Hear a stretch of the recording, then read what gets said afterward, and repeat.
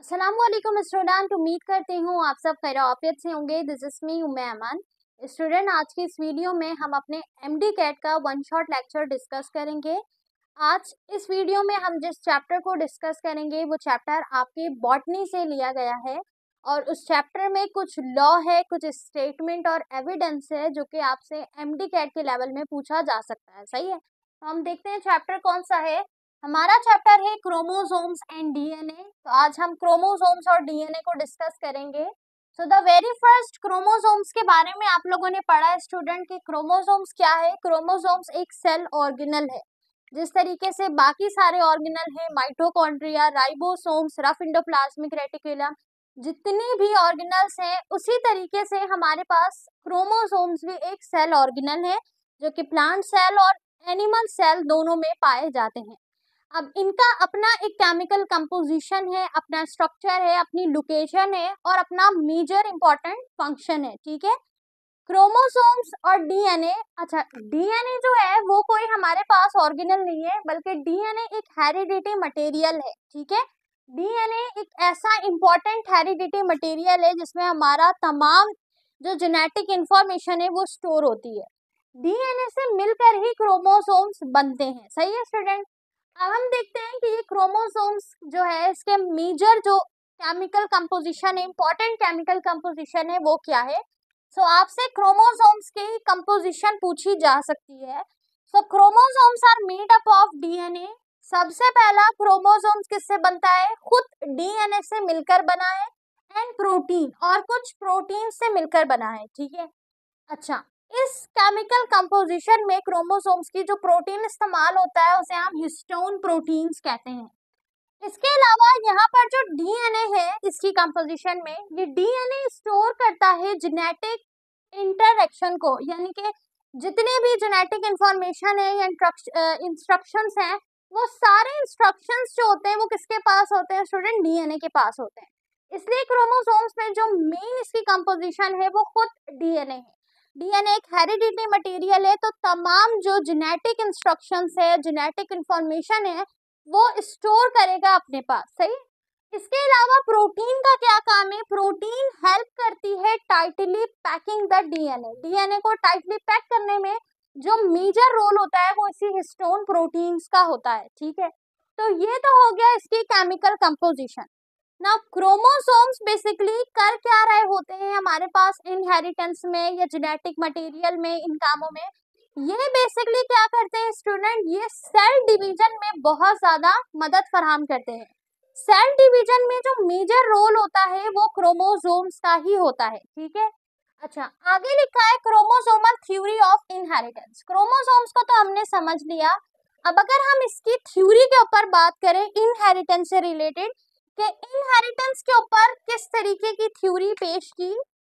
So this theory says that genes are present on chromosome. ये जो हमारे पास theory है स्टूडेंट, ये कहती है कि क्रोमोसोम्स जो है वो कहाँ पाए जाएंगे? जीन्स के ऊपर, यानी जीन्स जो है वो क्रोमोसोम्स में पाए जाएंगे। अगर हम इनहेरिटेंस को देखें तो जीन जो है वो कहाँ पर होंगे? क्रोमोसोम्स में होंगे। ठीक है, इसके अलावा during cell division chromosomes pass from parents to children. अब सेल डिवीजन जब होगी, यानी कि एक पेरेंट सेल से जब दो डॉटर सेल बनेंगे, तो इसमें जो जीन्स ट्रांसफर होगी, जो हेरिडिटी मटेरियल ट्रांसफर होगा, वो इसी क्रोमोसोम्स की मदद से होगा, क्योंकि क्रोमोसोम्स में क्या है स्टूडेंट? जीन्स है। अब जब क्रोमोसोम्स अलग होंगे, क्रोमोसोम्स डिवाइड होंगे, तो उनमें मौजूद जो जीन्स है उस जीन्स के अंदर हेरिडिटी इंफॉर्मेशन है, मटेरियल है, वो भी क्या होगी? ट्रांसफर होगी। किससे भाई? पेरेंट सेल से ऑफस्प्रिंग सेल में। सही है, आगे लिखा है so traits are inherited through chromosome, यानी जो ट्रेड्स जाएगा पेरेंट सेल से चिल्ड्रन सेल में वो इनहेरिटेड होगा क्रोमोसोम्स के जरिए। सही है, तो ये हमारे पास होती है क्रोमोसोमल थ्योरी। यानी कि इसको हम आसान अल्फाज में समझें इस थ्योरी को, तो पेरेंट्स का जो बिहेवियर है वो अक्सर बच्चों में पाया जाता है, हैबिचुअल एक्शन पाई जाती है, रिजेम्बलनेस पाई जाती है फेस की। ठीक है, तो वो किस तरीके से पाई जाती है? इसी इनहेरिटेड ट्रेड्स की मदद से पाई जाती है। सही है, हम अक्सर देखते हैं कि हमारे पेरेंट्स से हमें बहुत सारी आदतें हैं या बहुत सारी चीजें हैं जो रिजेम्बलनेस खाती हैं, जो मिलती हैं, ठीक है, रिजेम्बलनेस रखती हैं।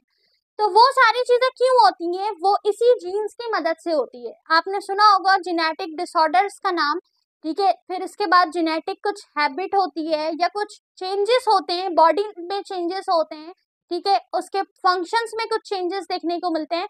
तो डिजीज हो गया, डिसऑर्डर हो गया, या कुछ बिहेवियर में चेंजेस हो गई, तो कुछ चीजें जेनेटिकली भी आती हैं, सही है। वो हमें हमारे पेरेंट्स से मिल रही होती हैं, उस ट्रेट से मिलती हैं। तो वो किस तरह मिलेंगी? उस जीन की वजह से।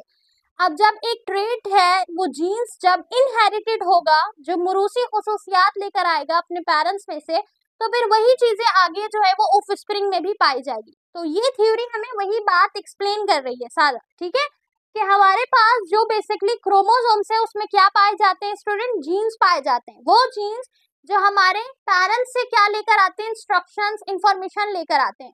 अब वही इनहेरिटेड जीन्स जो है वो सेल डिवीजन के दौरान एक से दूसरे जनरेशन में पास आउट होती है, सही है। नाउ अब हम बात करते हैं हिस्ट्री ऑफ क्रोमोसोमल थ्योरी की, कि ये जो क्रोमोसोमल थ्योरी ऑफ इनहेरिटेंस है, इसकी हिस्ट्री क्या है, इसे कब डिस्कवर किया गया, कब बताया गया?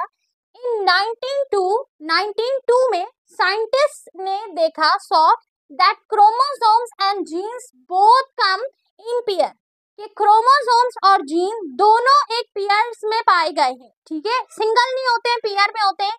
And separate during gametes formation. अब यही पेयर सेपरेट हो जाएंगे, सेग्रीगेट हो जाएंगे, किसमें? गैमेट्स की फॉर्मेशन में। जब गैमेट्स बनेंगे फीमेल और मेल, तो बेसिकली उस गैमेट सेल की फॉर्मेशन में ये जीन्स और क्रोमोसोम क्या होंगे स्टूडेंट? सेग्रीगेट होंगे, सेपरेट हो जाएंगे, सही है। Now they linked chromosome with inheritance, और यही गैमेट लिंक करेगा किसके साथ? क्रोमोसोम्स विद इनहेरिटेंस के साथ। अब इस क्रोमोसोमल थ्योरी को प्रूव किया गया था, और प्रूव करने के बाद कुछ स्टेटमेंट दी गई थी, साइंटिस्ट ने इसे प्रूव किया, स्टेटमेंट दी और एविडेंस दी। वो स्टेटमेंट और एविडेंस क्या है? The theory explains that, theory ने ये साबित किया दैट जीन्स जो है are parts of chromosomes. Basically gene खुद क्रोमोसोम्स का हिस्सा है, and chromosomes follow Mendel's law. That is very very important in complete chapter, कि ये जो हमारे पास क्रोमोसोम्स है, ये किसको फॉलो करेगा? मेंडल्स के लॉ को। मेंडल्स कौन थे और उनका लॉ क्या था, अभी हम रिवाइज करेंगे, दोबारा पढ़ेंगे। बट आपने ये याद रखना है कि कंप्लीट क्रोमोसोमल थ्योरी और क्रोमोसोमल थ्योरी के इसमें जो क्रोमोसोम्स है, और ये पूरा फॉलो किसको करेगा? मेंडल्स के लॉ को फॉलो करेगा। मेंडल्स कौन है? साइंटिस्ट हैं। So chromosomes are responsible for inheritance. Now chromosomes किस काम के लिए बनाए? इनहेरिटेंस के लिए रिस्पॉन्सिबल है, सही है। नाउ अब हम थोड़ी सी अगर जो है वर्बली डिस्कस करें, तो Mendel's law, basically Mendel scientist थे जिन्होंने शुरुआत में ही, पहले ही क्रोमोसोम्स की डिस्कवरी से पहले ही कुछ लॉ पेश किए थे, ठीक है, जो कि हमारे पास है law of independent assortment and law of segregation, सही है। ये लॉ हमें किसके बारे में बताता है? इनहेरिटेंस के बारे में बताता है। जब मेंडल्स ने इस लॉ को जाहिर किया था, एक्सप्लेन किया था और हम तक पहुंचाया, तो इनके काम को इतना तरजीह नहीं दी गई, इनके काम को सराहा नहीं किया, ठीक है। नाउ फर्दर लेटर ऑन जब मजीद साइंटिस्ट आए, उन्होंने क्रोमोसोम्स को डिस्कवर किया और क्रोमोसोम्स के बिहेवियर को स्टडी किया, तो उन्होंने साफ ये वाजे किया और ये समझा कि हमारे पास जो साइंटिस्ट थे मेंडल्स, उन्होंने जो जो लॉ पेश किए थे, जो जो बातें बताई थी, वो बेसिकली यही क्रोमोसोम्स में जाहिर हो रही है, इसी ऑर्गेनल में जाहिर हो रही है, सही है। नाउ फिर फर्दर उनके काम को क्या किया गया? सराहा गया, और उसी के लॉ, उन्हीं के लॉ के मुताबिक जो है क्रोमोसोम्स को हम डील करते हैं और फॉलो करते हैं, सही है। अब उनका लॉ क्या था, वो खुद कौन थे, क्या उन्होंने ऑब्जर्व किया, क्या पेश किया, इसे हम डिस्कस करते हैं। नाउ स्टूडेंट, अब हम बात करते हैं लॉ ऑफ मेंडल्स की, और साथ ही उसकी कुछ हिस्ट्री को समझते हैं, ठीक है। तो अगर हम हिस्ट्री देखें मेंडल्स की, जो मेंडल्स साइंटिस्ट हैं, उन्होंने इन द मिड 80s, यानी 80s जब स्टार्ट हुई, 80s के दरमियान में, ठीक है, यानी 80s में, 90s की भी बात नहीं हो रही है, 90s तो बहुत बाद में चीजें जो है वो रीडिस्कवर हुई, लेकिन सबसे पहले जो डिस्कवरी दी गई क्रोमोसोम्स की और उसके लॉ को जो पेश किया गया था, वो मिड 80s में किया गया था। टाइम याद रखिएगा, टाइम पीरियड इंपॉर्टेंट है। मिड 80s में मेंडल्स ने अपना पहला लॉ पेश किया था, या कह लें डिस्कवरी स्टार्ट की थी मिड 80s में। He conduct experiment on pea plant, उन्होंने पी प्लांट के ऊपर जो है वो क्या किया था, कंडक्ट किया था अपने एक्सपेरिमेंट को। किस प्लांट के ऊपर किया था, पी प्लांट के ऊपर, याद रखिएगा। इन अ मॉस्ट्रे गार्डन, मॉस्ट्रे गार्डन में, एक गार्डन में उन्होंने पी प्लांट के ऊपर एक्सपेरिमेंट कंडक्ट किया 80s के दरमियान। ये टाइम पीरियड क्या है, 80s है। ही स्टडीड हाउ ट्रेड्स, किस तरीके से ट्रेड जो है, यानी आप कह लें जीन्स जो है वो किस तरीके से अपनी जो उनकी खुसूसियात है, जो उनकी मोरोसी खुसूसियात है वो तब्दील करते हैं, जनरेशन टू जनरेशन पास करते हैं। ये चीज उन्होंने स्टडी की। लाइक किस तरीके से उन्होंने देखा, flower colour and seed shaped were pass from one generation to the next. उन्होंने क्या देखा, उन्होंने देखा पी प्लांट में जो फ्लावर्स है पी प्लांट का, वो फ्लावर का जो कलर है या जो उनके सीड का शेप्ड है वो एक जनरेशन से दूसरे जनरेशन में किस तरह पास हो रहा है, ठीक है। Now after year of experiment, इस एक्सपेरिमेंट के कई साल बाद मेंडल्स ने डिस्कवर्ड किया बेसिक रूल्स ऑफ इनहेरिटेंस। उन्होंने जब ये चीजें नोट कर ली तो उन्होंने फर्दर उस पर स्टडी किया, काम किया, और कई सालों बाद यानी उस लॉ के काफी टाइम बाद उन्होंने इनहेरिटेंस के कुछ रूल्स जो हैं वो पेश किए कि स्टडी किस तरह कर सकते हैं हम इनहेरिटेंस को, which are now known as, जो कि अभी के इस टाइम पे इस दौर में जाना जाता है मेंडल्स लॉज के नाम से। समझ आ रही है आपको बात कि सबसे पहले हुआ क्या था, 90s से पहले 80s के मिड में मेंडल्स ने एक गार्डन में पी प्लांट को ऑब्जर्व किया और उन्होंने उसके ऊपर एक एक्सपेरिमेंट किया। एक्सपेरिमेंट में उन्होंने क्या स्टडी किया कि जो पी प्लांट का फ्लावर है और उसके जो सीड है, फ्लावर कलर और सीड का जो शेप है वो किस तरीके से एक जनरेशन से दूसरे जनरेशन में पास हो रहा है। सही, जैसे आप देखते हो फ्लावर जब है, जब दूसरा फ्लावर ग्रो करेगा उसी कलर का है, उसका जो सीड का शेप है वो उससे मिलता जुलता है, उसी जैसा है बिल्कुल। तो उन्होंने देखा कि ये जो फ्लावर का कलर है और जो सीड का शेप है ये एक जनरेशन से दूसरे जनरेशन में पास हो रहा है। फिर कई सालों बाद इस ऑब्जर्वेशन के ऊपर, इस स्टडी के ऊपर उन्होंने कुछ रूल्स बनाए, रूल्स ऑफ इनहेरिटेंस को, कि आखिर हम इनहेरिटेंस को किस तरह स्टडी कर सकते हैं, ठीक है। नाउ आज के इस दौर में उन्हीं रूल्स को बेसिकली मेंडल्स के लॉ कहा जाता है, लॉ ऑफ मेंडल्स, सही है। नाउ उसके बाद लिखा है student, his work was published in 1866, 80s के दरमियान में उन्होंने काम किया। 1866 में उनके काम को पब्लिश हुआ, उनका काम लोगों तक पहुंचा, बट इट वाज इग्नोर, लेकिन उनके काम को तरजीह नहीं दी गई, सही है, उनके काम को इतना ज्यादा जो है वो नहीं माना गया। इन 19 अंटिल 90s, कब तक, टिल 90s तक, 90s तक कोई उनके काम को ना सराहा गया ना फर्दर स्टडी किया। Now when other scientist rediscovered it, 90s के बाद मजीद साइंटिस्ट ने उसे दोबारा रीडिस्कवर किया, सही है। जैसे कि हमारे पास वेल्टर फिलामिन जो साइंटिस्ट हैं उन्होंने क्रोमोसोम्स को डिस्कवर किया 90s के बाद, सही है, उन्होंने नाम रखा क्रोमोसोम्स को। नाउ क्रोमोसोम्स को जब फिलामिन ने डिस्कवर किया तो मजीद दो साइंटिस्ट हैं जिन्होंने मिलकर उस क्रोमोसोम्स के बिहेवियर को स्टडी किया। क्रोमोसोम्स के बिहेवियर को स्टडी करने के बाद उन्होंने ये नतीजा निकाला कि इसकी जो बिहेवियर है, जो इसके चीजें हैं, ये सारे मेंडल्स के लॉ से बहुत मैच करते हैं, मेंडल्स के लॉ से मिलते हैं, सही है। तो फिर उन्हें समझ आया कि जब मेंडल्स ने डिस्कवरी की थी और वो जब बेसिकली उसे एलिमेंट का नाम दे रहे थे, ठीक है, तो वो बेसिकली क्या था, क्रोमोसोम्स ही था, ठीक है। नाउ इसके अलावा स्टूडेंट आगे हम लॉ की अगर बात करें जो कि इम्पोर्टेंट है, आपसे लॉ पूछा जा सकता है कि मेंडल्स के 3 लॉ कौन से थे या मेंडल्स के लॉ हमें क्या बताते हैं। So the law of segregation, the very first law, Mendel's का law, that is segregation. Segregation मतलब segregate होना, separate होना. Each individual has 2 allele. अब गौर से समझिएगा कि एक क्रोमोसोम्स के बाद 2 अलील्स हैं।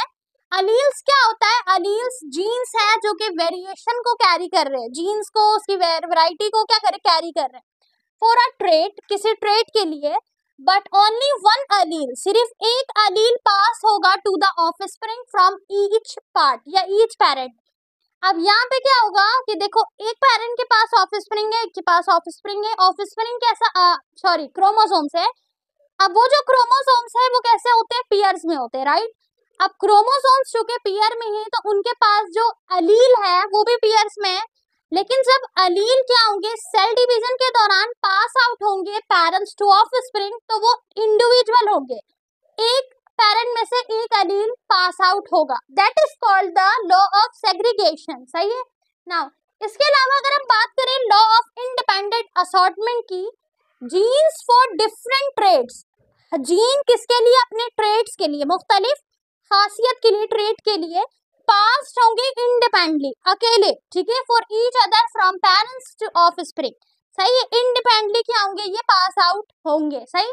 नाउ इसके अलावा है law of domains, law of domains हमें कहता है व्हेन टू डिफरेंट अलील, जब दो मुख्तलिफ अलील जो है पेरेंट्स के, the dominant one and the, ये डोमिनेंट वन है और एक रिसेसिव है। अब ये है क्या, पहले इसको समझो, देखो लॉ ऑफ डोमेन्स जो है इसमें हमें दो चीजों का नाम हम सुनते हैं, एक डोमिनेंट का और रिसेसिव का।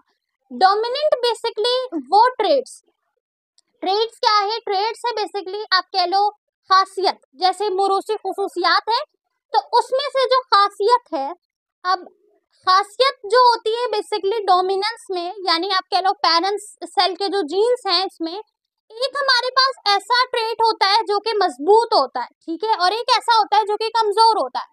तो जो मजबूत ट्रेट है वो बेसिकली क्या होता है, डोमिनेंट कहलाता है, ठीक है, और जो कमजोर ट्रेट है जिसके जीन में इतनी सलाहियत नहीं है या इसके खासियत जो है वो इतनी ज्यादा नहीं है, तो वो बेसिकली क्या होते हैं, कमजोर होते हैं, जिसे हम रिसेसिव कहते हैं।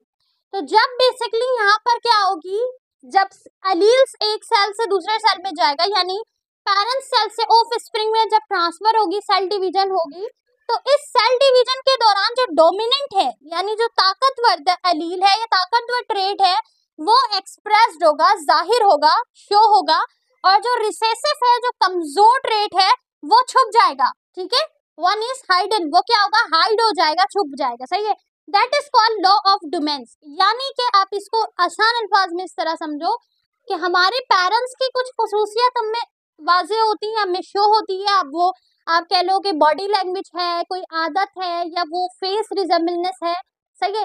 तो बेसिकली अगर आप ऐसे इसको समझो कि अगर बेसिकली एक ट्रेट अगर पेरेंट्स से आ रहा है, मदर सेल में से आ रहा है, मदर क्रोमोसोम में से आ रहा है, अगर वो ताकतवर है तो फिर जो हमारे पास ऑफस्प्रिंग आएंगे वो उसी तरीके से आएंगे, सही है, उनके ट्रेट्स उससे ज्यादा मैच होगा, जो ट्रेट कमजोर होगा वो छुप जाएगा, सही है।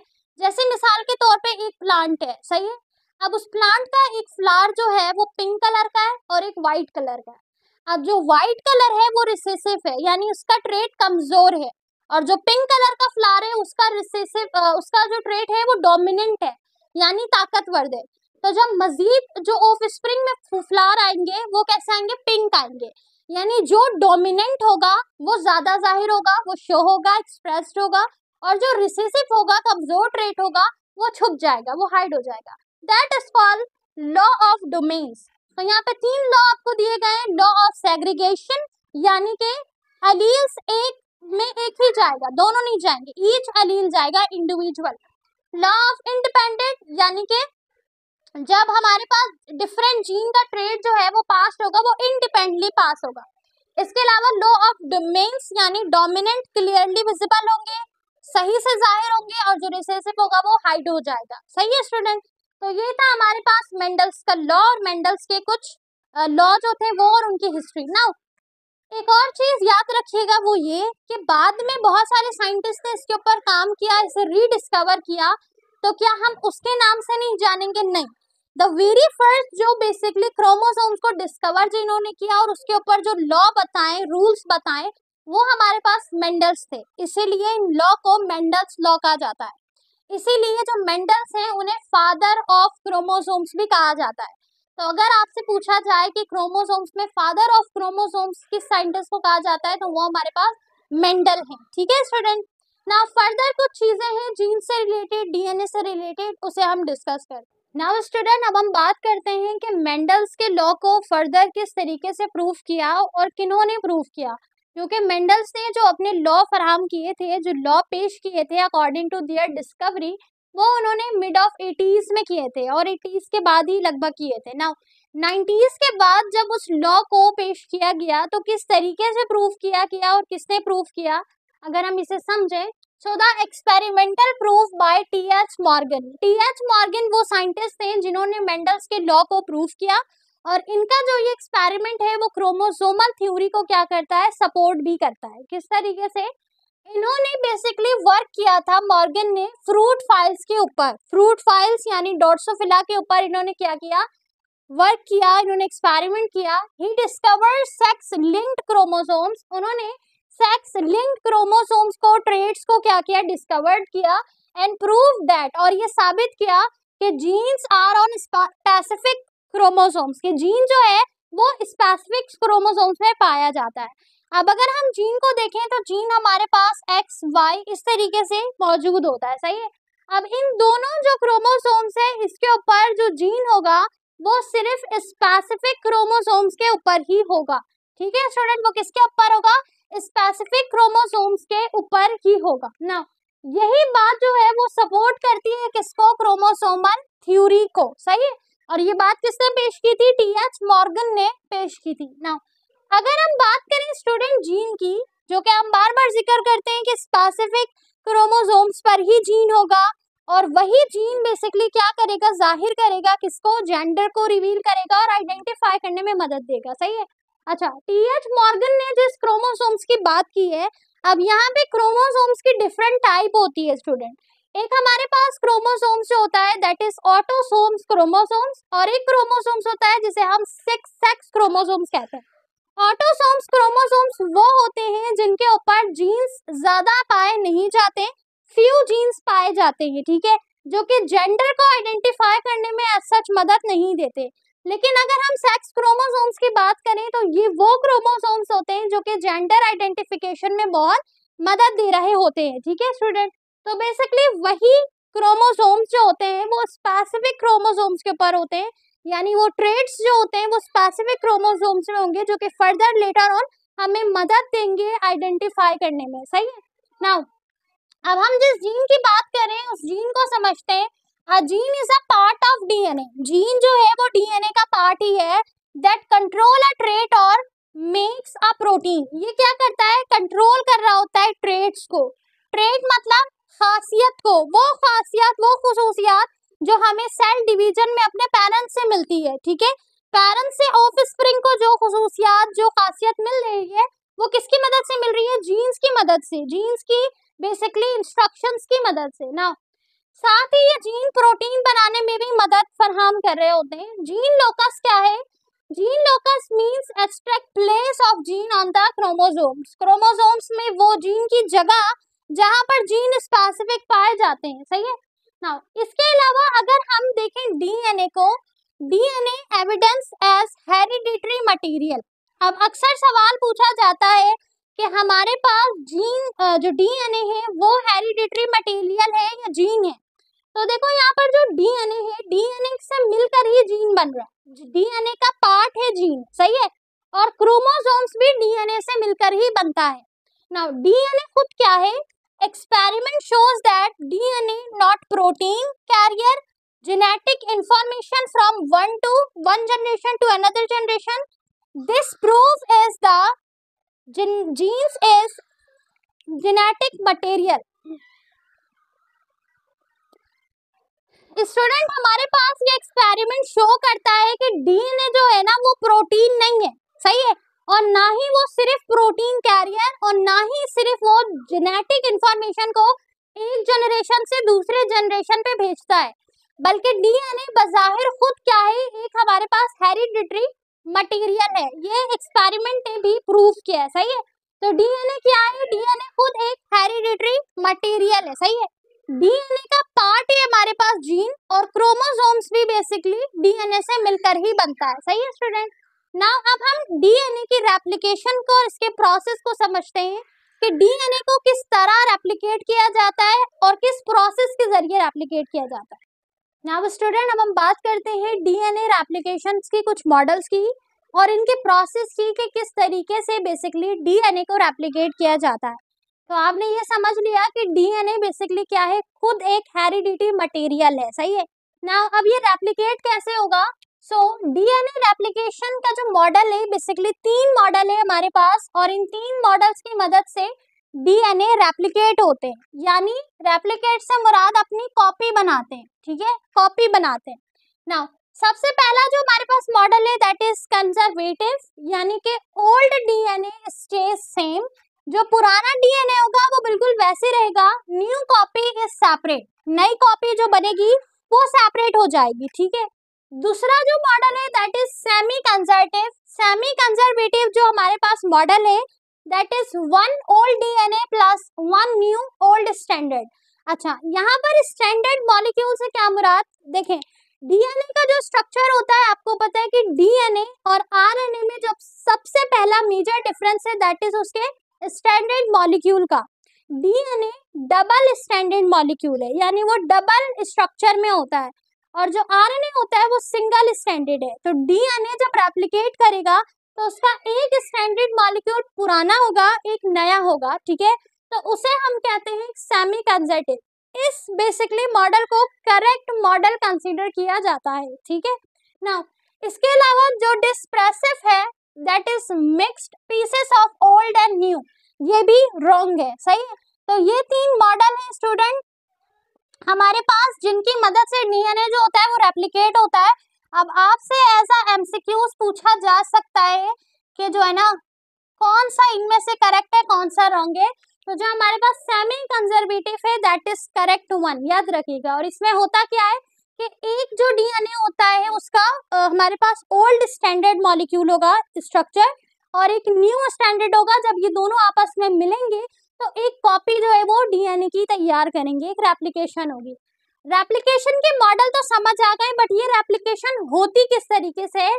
सो द प्रोसेस क्या है इसका, डीएनए ओपन लाइक अ जिप। अब डीएनए का जो स्ट्रक्चर है वो मेजर रोल प्ले करता है उसकी रेप्लिकेशन में, यानी अल्लाह ताला ने जो डीएनए का स्ट्रक्चर रखा है वो ऐसा रखा है कि उसकी मदद से, उसकी स्ट्रक्चर की मदद से ही रेप्लिकेशन बआसानी हो सकती है ना।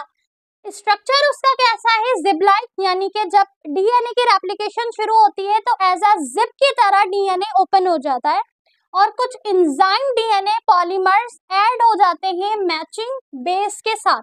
अब डीएनए के जो बेस हैं नाइट्रोजियस बेस, उनमें उनके जो एंजाइम पॉलीमर्स हैं वो मैच हो जाते हैं, जो मैच कर रहे होते हैं वो अटैच हो जाते हैं, ठीक है, जैसे कि एडोनिन, गवानीन, ठीक है, उसके बाद जो हमारे पास थाइमीन है। अब ये बेसिकली क्या करेंगे स्टूडेंट, अपने मैचिंग जो बेस होगी उसके साथ अटैच हो जाएंगे, सही है। And this makes 2 identical copies of DNA, और 2 आइडेंटिकल कॉपी बनाएंगे डीएनए के, सही है ना। तो ये हो गया प्रोसेस। डीएनए की रेप्लिकेशन में 2 चीजें दिखी जाती हैं, एक उसकी स्टेबिलिटी और एक वेरिएबिलिटी। स्टेबिलिटी की बात करें so the replication keep DNA same in all cell, तमाम सेल में जब उसका डीएनए रेप्लिकेशन अगर सेम रहे तो उसे हम स्टेबिलिटी कहते हैं। नाउ बट समटाइम्स कुछ चेंजेस, छोटे छोटे चेंजेस की वजह से, जिसे हम म्यूटेशन कहते हैं। म्यूटेशन बेसिकली एक तरीके का डिसऑर्डर और डिजीज भी कंसीडर किया जाता है, क्योंकि म्यूटेशन का मतलब क्या है, the permanent change in DNA. DNA में जब परमानेंट कोई चेंज आ जाए तो वो म्यूटेशन की तरफ चला जाता है। जैसे एंटी कोडिंग का हो जाना, यानी जो कोडिंग हो रही थी, जो बेसिकली हमारे पास नाइट्रोजियस एंजाइम बेस जो थे, पॉलीमर्स जो थे, जब उनकी कोडिंग गलत हो जाती है या बेसिकली उसमें चेंज आ जाता है तो म्यूटेशन क्रिएट होती है, सही है। इसी तरीके से जब उसमें छोटे छोटे चेंजेस होंगे, म्यूटेशन हैपन होंगे, तो उसमें क्या होता है, एक तो डिजीज हो जाती है, लेकिन इसके अलावा एक और फायदा भी होता है दैट इज वेरिएबिलिटी, यानी कि एवोल्यूशन में, वेरिएशन में बढ़ जाता है, कॉज हो जाती है एवोल्यूशन, वेरिएबिलिटी यानी वेरिएशंस बढ़ जाती है, ठीक है स्टूडेंट। तो ये हमारे पास थे रेप्लिकेशन के मॉडल। कितने मॉडल है? 3 मॉडल है, जिनमें से एक करेक्ट है सेमी कंजर्वेटिव। इसमें एक ओल्ड स्टैंडर्ड और एक न्यू स्टैंडर्ड आपस में मिलके आइडेंटिकल कॉपी बनाएगा डीएनए की, राइट। नाउ प्रोसेस क्या है, डीएनए का structure as a zip like है, तो बेसिकली इसमें जिप जो है वो ओपन हो जाएगी और एंजाइम डीएनए पॉलीमर्स क्या होंगे, अपने मैचिंग बेस के साथ अटैच हो जाएंगे और 2 आइडेंटिकल कॉपी क्रिएट करेंगे, राइट। इसके अलावा रेप्लिकेशन में दो चीजें देखी जाएंगी, स्टेबिलिटी और वेरिएबिलिटी। स्टेबिलिटी यानी कि हर सेल में रेप्लिकेशन सेम रहेगी, और जब उसमें कुछ चेंजेस आ जाएंगी, म्यूटेशंस आ जाएंगी, तो वो डिजीज भी कॉज कर सकती है और एवोल्यूशन में जो है ना वो भी कॉज कर सकती है। वेरिएबिलिटी यानी वेरिएशंस भी बढ़ा सकती है। ठीक है स्टूडेंट, तो ये हमारे पास था डीएनए और उससे रिलेटेड कुछ रेप्लिकेशन और उसके प्रोसेस। नाउ स्टूडेंट, अब हम थोड़ा सा म्यूटेशन को डिस्कस करते हैं, क्योंकि कुछ म्यूटेशंस के टाइप हैं जो आपसे एमसीक्यूज में पूछी जा सकती है। ठीक है स्टूडेंट, अब हम बात करते हैं म्यूटेशन की, इसके सोर्स की और उसके टाइप की। ठीक है स्टूडेंट, सो म्यूटेशन है क्या? Mutation a change in DNA sequence. जब डीएनए के सीक्वेंस में कोई तब्दीली आती है, परमानेंट चेंज आता है, तो वो कहलाता है म्यूटेशन। सही है। अच्छा, म्यूटेशन हमेशा हार्मफुल नहीं होता, it can be harmful but it also can be helpful और have no effect at all.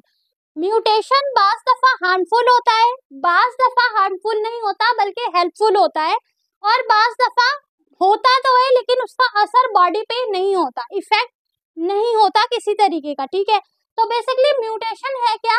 Permanent change in sequence of DNA. सही है। नाउ अब बेसिकली ये चेंज होता किस तरीके से है? जैसे मैंने आपको पहले बताया, as I told you before, कि जब कोडिंग होती है नाइट्रोजनस बेस की, तो जब उस कोडिंग में तब्दीली आएगी, वो कोडिंग आगे पीछे होगी, तो फिर वो क्या होगा? सीक्वेंस में फर्क आएगा, एंड द सीक्वेंस में जब फर्क आएगा तो म्यूटेशन क्रिएट हो जाएगी। सही है। नाउ सोर्स एंड टाइप की अगर हम बात करें student, so the source and type of mutation, mutation can happen due to radiation. Mutation radiation की वजह से भी हो सकती है, केमिकल्स की वजह से भी हो सकती है, और डीएनए कॉपिंग मिस्टेक्स की वजह से भी हो सकती है। जब डीएनए की कॉपिंग मिस्टेक यानी सीक्वेंस में चेंजेस आएगी तो म्यूटेशन होगा। केमिकल्स इफेक्ट की वजह से भी म्यूटेशन होता है, और इसके साथ ही रेडिएशन की वजह से भी जो है वो क्या होती है? हमारे पास म्यूटेशन होती है। नाउ म्यूटेशन की जो मेन टाइप है student, that is point mutation and the frame shift. Point mutation से मुराद है वन बेस चेंज, जब सिर्फ सीक्वेंस में एक बेस चेंज होगा, that is called point mutation. जब बेसिकली एडिंग या रिमूविंग होगी बेस, यानी बेस में जब कुछ ऐड होगा या कुछ रिमूव होगा, तो उसे हम फ्रेम शिफ्ट कहेंगे। यानी पूरी सीक्वेंस में से जब कुछ ऐड होगा या निकलेगा तो उसे फ्रेम शिफ्ट कहा जाएगा। लेकिन अगर सिर्फ एक बेस जो है उसमें चेंज आएगा तो उसे हम पॉइंट म्यूटेशन कहेंगे। ठीक है, एमसीक्यूज के लिए ये इंपॉर्टेंट है, याद रखिएगा। नाउ इसके अलावा स्टूडेंट म्यूटेशन हमारे पास नेगेटिव, पॉजिटिव और न्यूट्रल भी होते हैं। ठीक है, नेगेटिव म्यूटेशन जब बेसिकली ये डिजीज को कॉज करेंगे। सही है, जब डिजीज कॉज होगा, जैसे कि कैंसर, सिकल सेल इनेमिया, यानी कि जब कैंसर डिजीज, कैंसर जैसी डिजीज होगी, सही है, तो उस म्यूटेशन को हम क्या कहेंगे? Negative mutation. इसके अलावा सिकल सेल इनेमिया यानी ब्लड सेल के शेप्ड में फर्क आना, जब उसके शेप में फर्क आएगा तो वो क्या करेगा? ब्लड के फ्लो को रोकेगा। सही है, इसके अलावा मजीद डिजीज कॉज करेगा, एंड जेनेटिक डिसऑर्डर, और इसी नेगेटिव म्यूटेशन की वजह से जेनेटिक डिसऑर्डर भी होते हैं। ना पॉजिटिव म्यूटेशन की अगर हम बात करें तो ये बहुत रेयरली केस में होता है, बहुत कम होता है। म्यूटेशन क्या करती है? बेसिकली हेल्प कर रही होती है। किस तरह हेल्प करती है? Like resistance to disease, disease को रोकना, और better adaptation to environment, better adaptation अपने इन्वायरमेंट, यानी इन्वायरमेंट के लिहाज से बॉडी का अच्छा एडेप्शन इख्तियार करना। ठीक है, तो ये बेसिकली बहुत रेयर केस में होता है, ये कहलाता है पॉजिटिव म्यूटेशन। अगर हम बात करें न्यूट्रल म्यूटेशन की, so do not effect the body, इसमें म्यूटेशन होगी पर बॉडी को इफेक्ट नहीं करेगा। They happen but cause no damage in protein function, happen होगा लेकिन बॉडी में कोई फर्क नहीं डालेगा, प्रोटीन के फंक्शन में कोई फर्क नहीं डालेगा, that is called neutral mutation. ठीक है स्टूडेंट, तो म्यूटेशन है क्या? The permanent change in DNA sequence, तो वो हमारे पास कहलाता है म्यूटेशन। म्यूटेशन में बेसिकली जब सिर्फ एक हमारे पास नाइट्रोजनस बेस अगर चेंज हो जाए तो उसे हम कहते हैं point mutation, one point mutation. और अगर कोई चीज आप कह लो नाइट्रोजनस बेस अगर ऐड हुआ है या रिमूव हुआ है तो उसे हम फ्रेम शिफ्ट म्यूटेशन कहते हैं। म्यूटेशन मजीद पॉजिटिव, नेगेटिव और न्यूट्रल होती है। नेगेटिव जब कोई डिजीज डिसऑर्डर या कैंसर जैसे डिजीज डिसऑर्डर कॉज होना शुरू हो जाए। इसके अलावा पॉजिटिव जब आपको म्यूटेशन फायदा फराहम कर रही हो, सही है। और न्यूट्रल जब बेसिकली क्या होगा, बॉडी के ऊपर म्यूटेशन तो होगा मगर उसका इफेक्ट नहीं होगा, सही है। तो ये हमारे पास था म्यूटेशन जो कि डीएनए और क्रोमोसोम से रिलेटेड है, इंपॉर्टेंट है।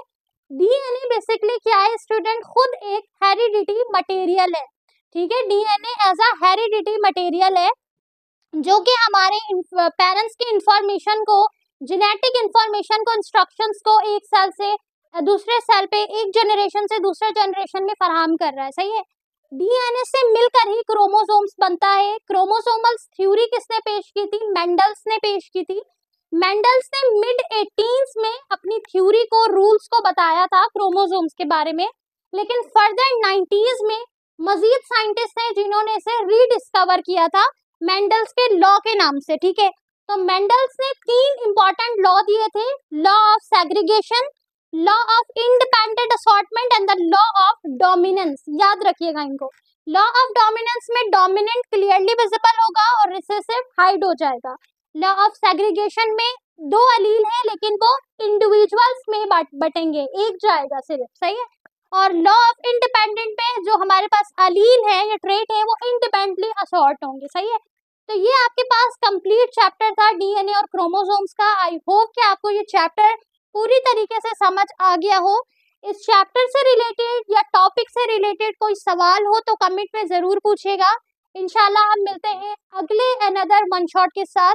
जब तक के लिए अल्लाह हाफिज।